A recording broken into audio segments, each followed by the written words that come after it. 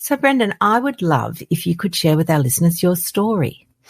Well, where to begin? I guess we'd be going all the way back. I've written a whole book about the story. I sort of got to be mindful of how much detail I go into here. But to try and compress it down as best I can, I was one of those kids growing up who was overweight for basically as long as I could remember. When I look back at the earliest photos of myself, I don't appear to look too bad when I sort of look and, oh yeah, he doesn't look that chubby or anything, but it was enough for the kids of the time, my peers at primary school and so on, to call me out on it. And, not in a nice way. And it wasn't just the kids either. There would be the grown-ups, the teachers, the doctors, the dietitians in various ways. Teachers, for example, I did reasonably well in class, just hopeless outside of it. They would say to me things like, you're a smart kid. How is it that you don't understand that you just need to stop eating so much and you wouldn't be so fat? And the answer at face value to that question was just that, well, I get hungry.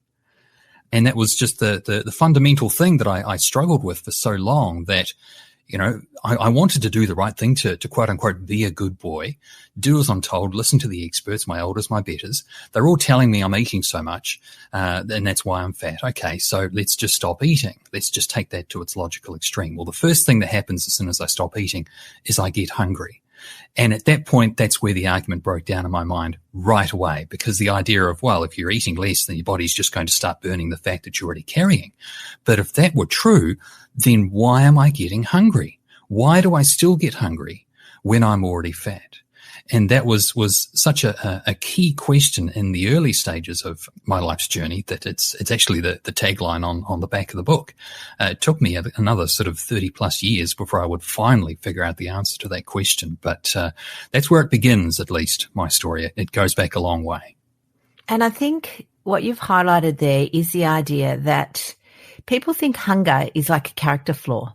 If you're hungry, well, there's some sort of weakness. You're just not disciplined, and you just need to ignore it and carry on, and not realizing that hunger is, proper physiological hunger is your body's way of telling you need fuel.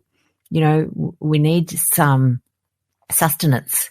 Maybe we need some nutrition, but we're told, oh no, just stop. You're just greedy. Stop being so hungry. Just stop being so hungry, actually, is the answer. That's the key word. That's the key word you used there, greedy. That was the one I heard a lot. Why do you have to be so greedy? And I never consciously felt greedy.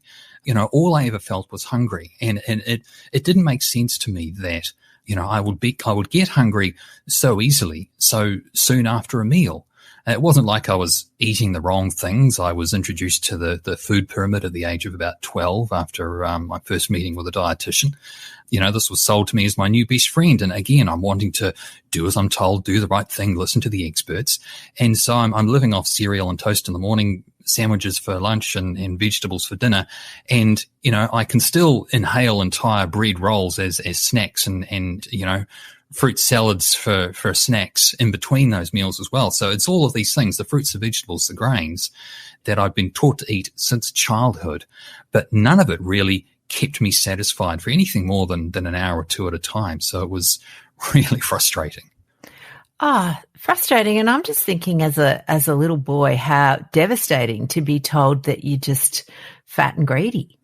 Well, yeah, I mean, it wasn't something that I ever consciously felt. I certainly didn't deliberately set out to be that way. And that's perhaps the biggest misunderstanding, perhaps, that an observer of somebody who looks visibly overweight might assume about that person, that they have made a conscious decision to not look after themselves. That these character flaws, you're lazy, you're stupid, you're gluttonous, you're slothful.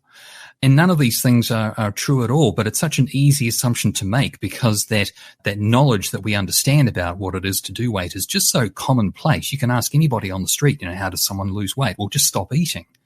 It's ubiquitous. It's everywhere. Everybody, quote unquote, knows that. And so for someone to see someone who is overweight, they think, well, there's clearly something wrong with them. If they're fat, then it's their fault.